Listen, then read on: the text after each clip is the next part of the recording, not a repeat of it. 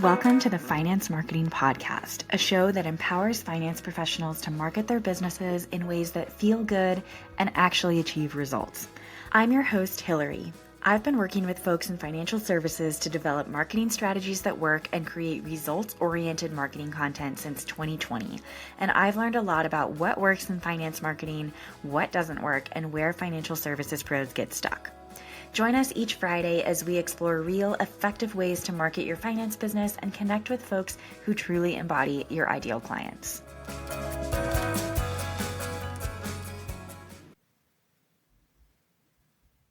This week, I am thrilled to have Niki Clark back on the Finance Marketing Podcast. Niki is the founder of Niki Clark Marketing, a full-service agency that helps financial advisors grow their business with smart, personalized marketing. With over 17 years of experience and an FPQP designation, she combines strategy and storytelling to make marketing easier and more enjoyable. When she's not leading her team, you'll find her exploring mountain towns, chasing her kids and dogs, and capturing everyday life with her camera. Now, Niki is someone that I have always admired in the industry, and I love having her on the podcast to talk marketing strategies for advisors and share what we're both seeing working and not working in the field right now. In today's conversation, we're diving deep into one of the most requested topics from advisors, which is how to build a consistent referral engine. We discuss why most advisors struggle with referrals. It is not because they're not good at what they do. So Niki and I are sharing specific strategies for creating systematic touchpoints that keep you top of mind with clients and COIs. We also explore why having a clear niche makes you infinitely more referable and how small, thoughtful gestures can create lasting impressions that generate significant referral value. If you've been hoping referrals will just happen naturally, or if you've tried referral strategies that haven't stuck, this episode will give you a fresh perspective on how to approach referrals strategically and authentically.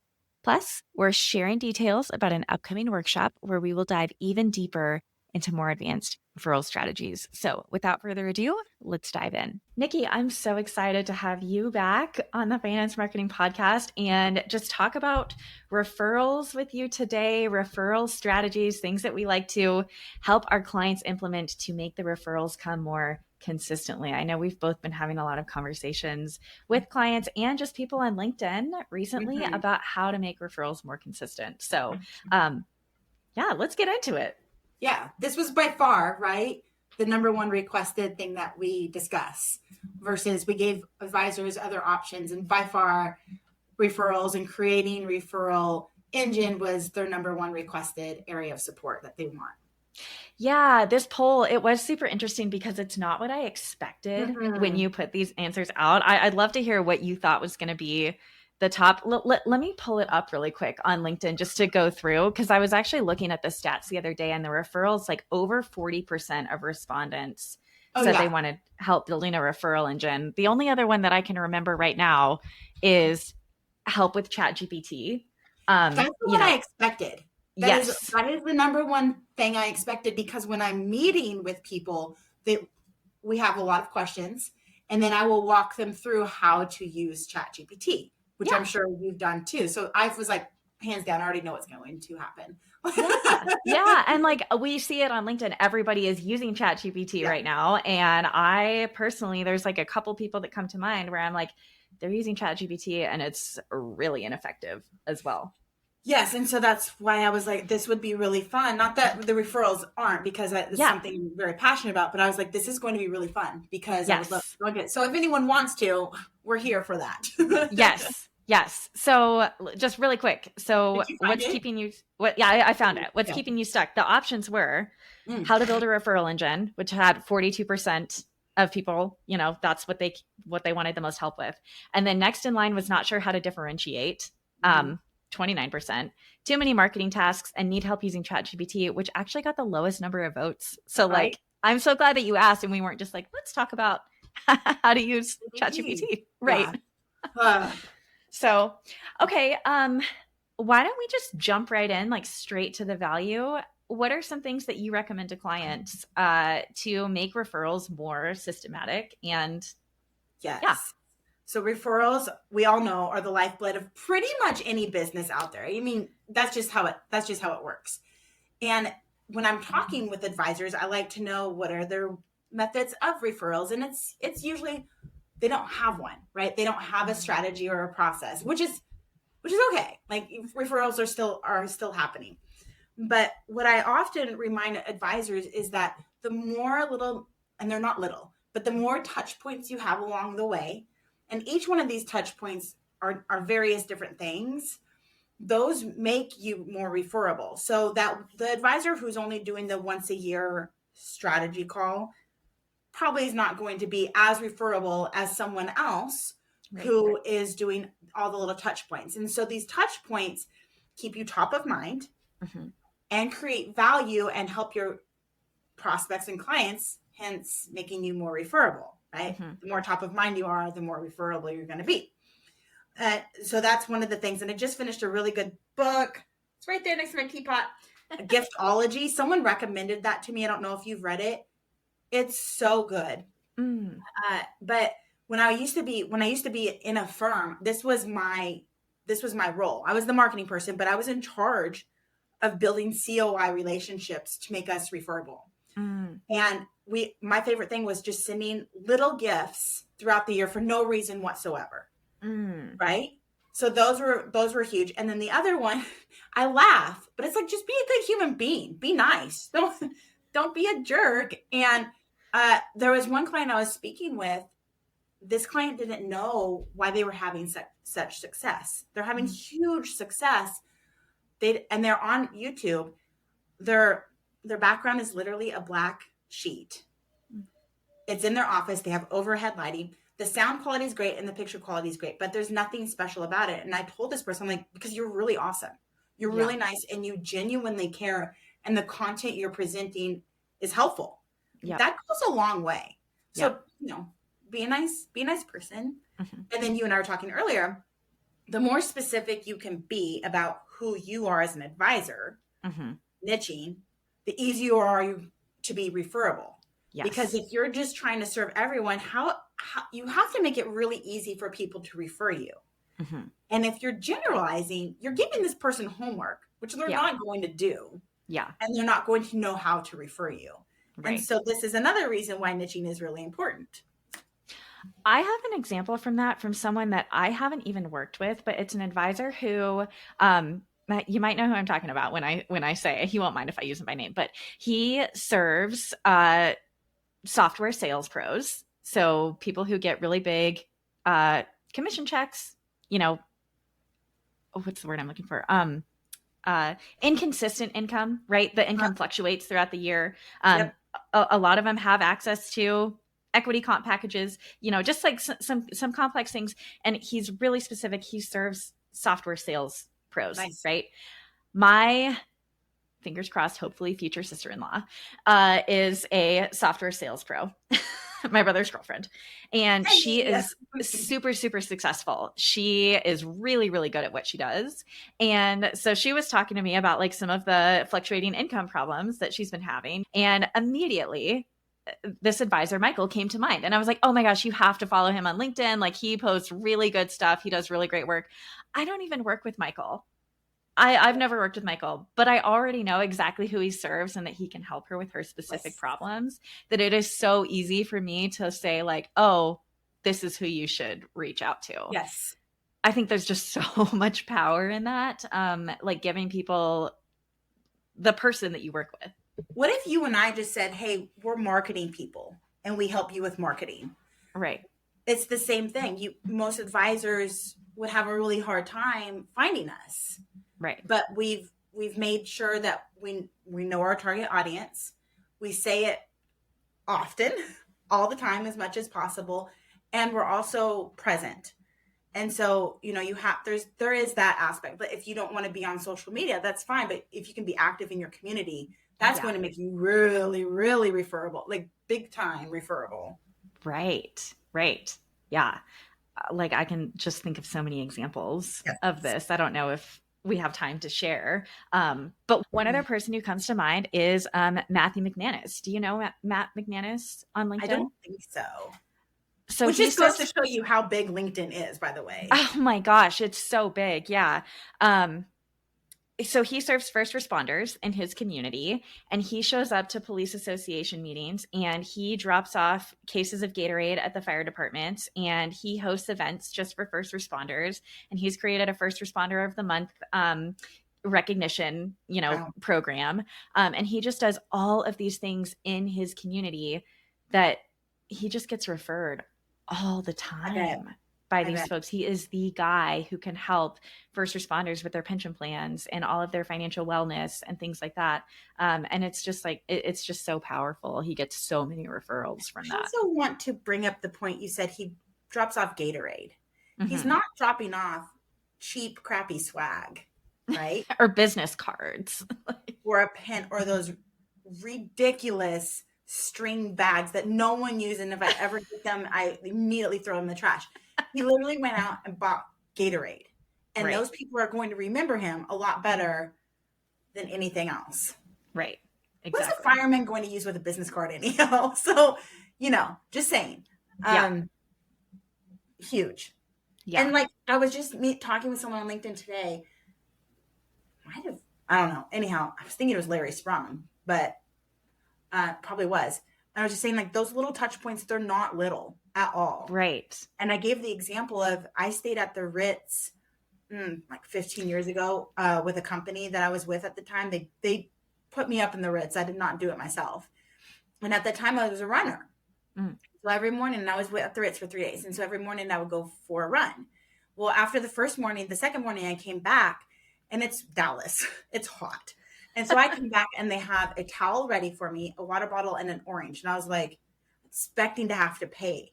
And they're like, Yeah. no, it's okay. And they're like, oh, and we heard you like the newspaper, so we have it up in your room with another water bottle ready for you. And I was like, and like when you think about it, you add up the total $10 probably, right? Mm-hmm. But I still talk about that experience to this day.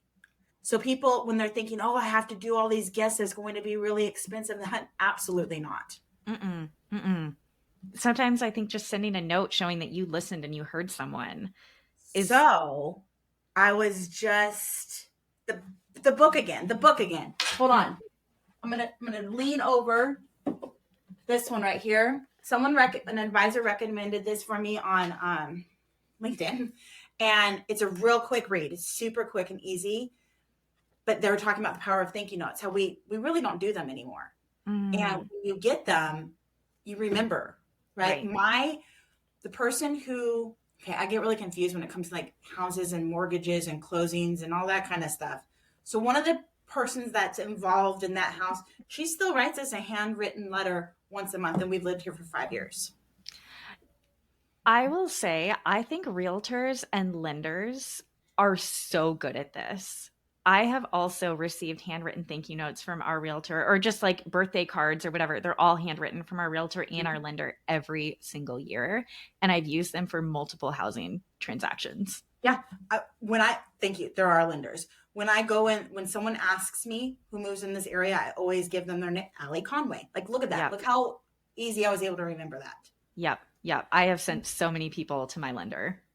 And I don't recommend doing the digital handwritten. Like, actually write your Trash. name. Yes. Yeah. Trash. Yeah. Mm-hmm. Now we're going to take a teeny tiny break to hear from our sponsors.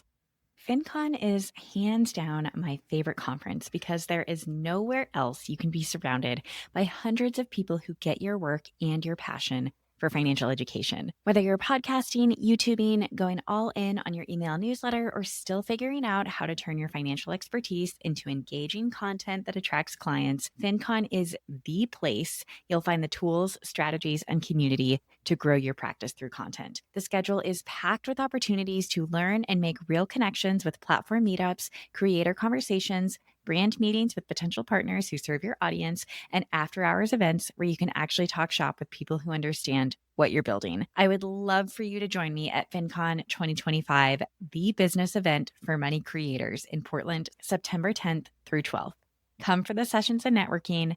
Stay for the community. Make sure to use the code MONETA25 to get $25 off your creator pass. Visit finconexpo.com to grab your pass today. Oh, hey, I am a sponsor of my own podcast, and the thing that I am sponsoring just happens to be free. It's my 7-day email list growth sprint designed for advisors who are tired of posting into the void and want to actually grow their email lists with qualified leads so that you can make your email list your next best source of new clients. 7 days, 10 minutes per day, super actionable tactics that work.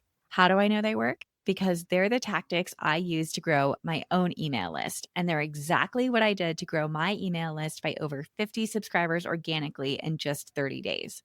Plus, you'll get exclusive access to my custom GPT lead magnet lab that generates compliance aware lead magnet ideas specifically for financial professionals so that you can take your email list growth strategies to the next level. There is literally nothing else like it in our industry. So if you're ready to stop hoping that people will find you and start actively building your community, join the sprint at monetacopy.com/email sprint or find the link in the show notes. Thanks for listening. Let's get back to it. Yeah. Okay. So you brought up Larry Sprung. I'm going to bring Larry Sprung up a couple of times, I think, because Larry. we love Larry and Denise, and I think that they're doing such great things. You're talking about these little moments, these little touch points.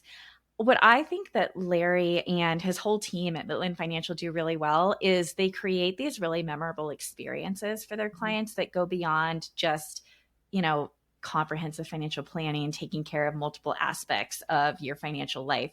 They infuse their whole brand is around this idea of joy in all caps and bringing joy into every aspect of your life. And I think that they just create this really memorable experience for people that come and talk to them on calls, whether it's in the office or virtually. It's all about joy. And so that is something that's also easily referable. It's fun, it's memorable, it's meaningful. And so when they're talking to friends or family or coworkers or whoever, I had this really unique experience with this financial advisor. We talked all about joy and it was just really meaningful. I think that too is like just a really easy thing you can do for your clients is have something that feels like a movement almost. And that's it. I do say unique in the sense that it needs to not, if you say you're a fee only financial advisor, that's not unique. That's over. That's right. But I always think of Larry and Denise because of how top of mind they stay, which they're doing a lot. So for the financial advisor who is a solo or doesn't have those resources, that's fine. There's other ways to do it. We're just bringing Larry and Denise up because they're top of mind. And I enjoy every time I see a notification in my LinkedIn that there's a new post. They have a private LinkedIn group. I think it's private, but like, what brought you joy today? Mm-hmm. And they stick with that too. They're not jumping to different marketing techniques. So when marketing comes into play on referability, you go in it and you go strong. Like you don't. So that's another thing. I don't think you and I've discussed this. It's another thing that I see a lot of advisors doing is they'll try something for a couple of weeks and then jump ship and try something else. Mm-hmm. And I really recommend that they take the time to really hone in and then just go at it and be relentless about it. My big thing is like, marketing should be fun. And just because we're in finance doesn't mean it needs to be boring. So that's my shtick. I pound that one pretty hard, and you should just be relentless about that instead of always picking up a new tagline or always trying something new or stopping this technique and trying something. It's like investing. Right. How weird. You can't time the market. Right? You can't do that with marketing. Well, I have a little sneak peek too around Larry, or a little peek behind the curtains. He and I were just recording a follow-up episode because he was on my podcast about a year ago, give or take. And he came back on with a little follow-up episode of like some stuff that they've been doing, since we last talked and things like that. And he actually told me that they have been showing up on socials and leaning into their joy messaging. They didn't see results from that, the kind of results that they're seeing now, for 3 years, but they kept at it. He told me that they kept posting and showing up in the way that they really believed was going to be impactful. And they just had faith that it was going to pay off, and it has. So 3 years without much traction, but they stayed committed. Just Mhm. like you said, they weren't jumping from thing to thing to thing. They Mhm. stayed with this core message that's so true to who they are about, bringing joy. And I mean, I could just go on and on, but I think that that's just, I'm so glad that he shared that with me, because I think that's so important for advisors who haven't been doing something for 3 years. Maybe they've Yeah. been doing something for 6 months and they're like, is this going to work? Is this going to pay off? Keep going. Yeah. Yeah. With marketing, I know you want it now, because so do I, right? And you want it cheap and you want it quality.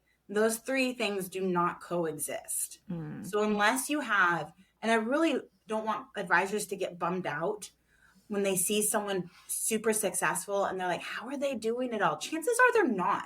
yeah. Chances are they've got a team behind them, or they have a lot of money. And so if you ever see that and wonder, like, why is this not working for me? Well, how long have they been doing it and who's behind them? Mm-hmm. Right. And so with referability, bringing that back into it, it really does boil down to the consistent message and how you can carve out your little space in there. I do personally, from years of experience, really do strongly encourage advisors, if they're comfortable, to get plugged into their community somehow, some Mm-hmm. way.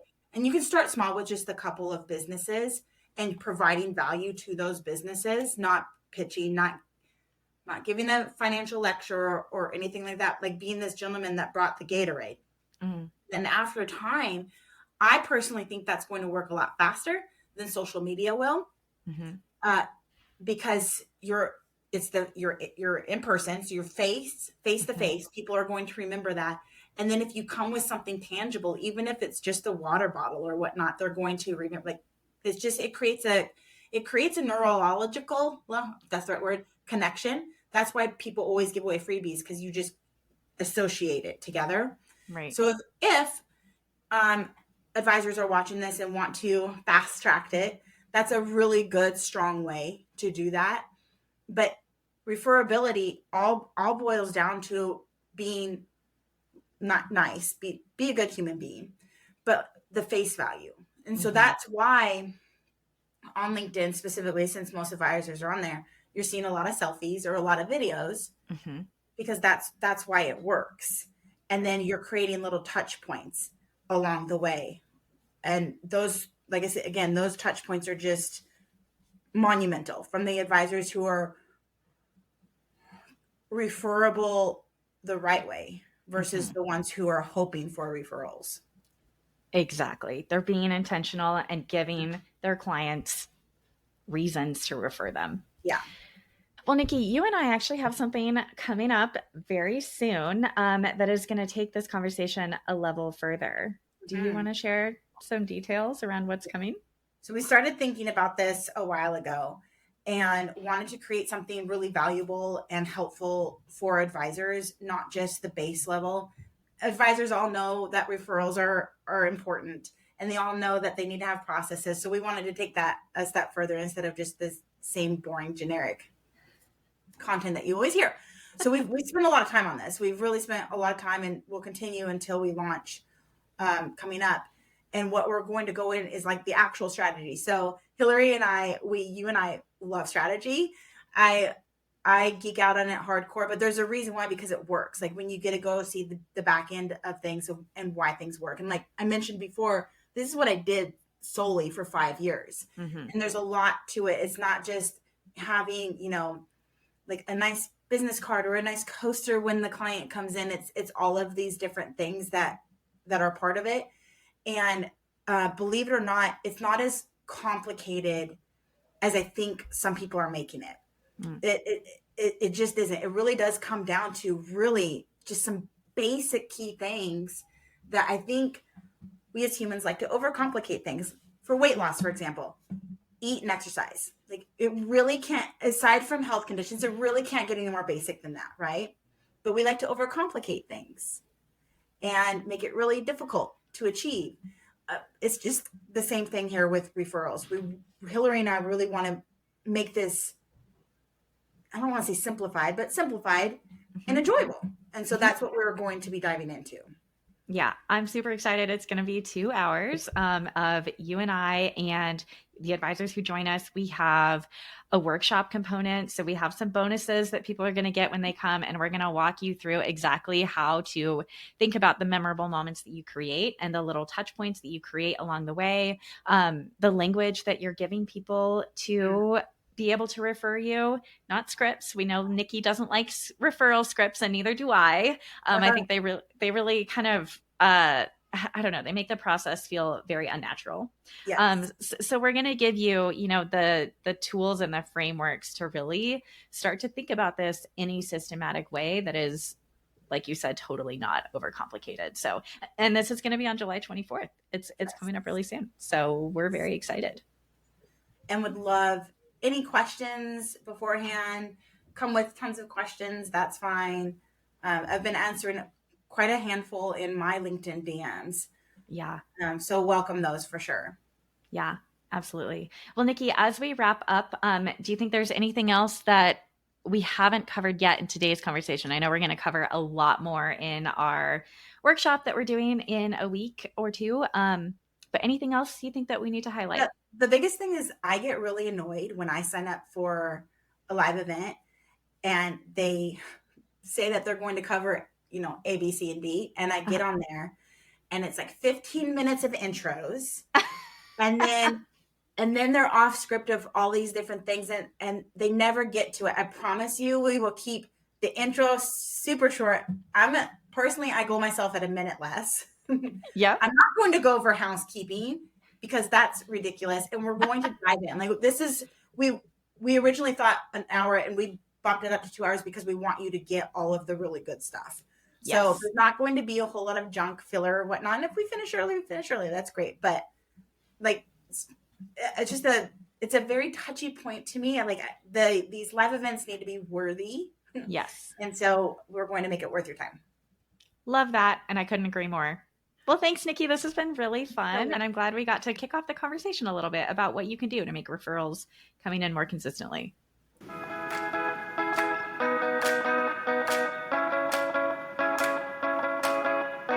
Thank you so much for joining us on this episode of the Finance Marketing Podcast. If you're eager to market your business in a way that feels good and actually gets results, sign up for the Finance Marketing Podcast newsletter in the show notes so you never miss another episode. If you liked what you heard today, please be sure to subscribe to the show on your favorite listening app and leave a review on Apple Podcasts. We'll see you back here next Friday.